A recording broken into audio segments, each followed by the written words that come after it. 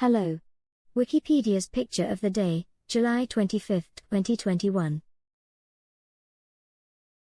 Today's video is about Castle of St. John the Baptist.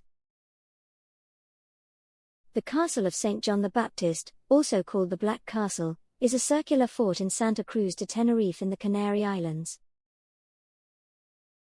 It is located in the heart of the city, near the Parque Marítimo César Manrique and behind the Auditorio de Tenerife.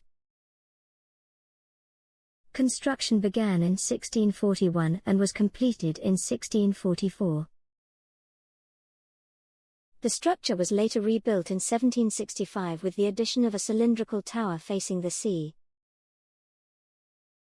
It served as a military fort until 1924 and was converted to a military museum in 1948.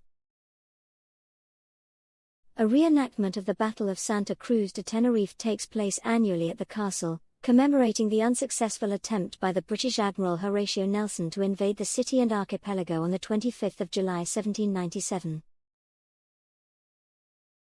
Thanks for watching. And don't forget to like, comment, and share.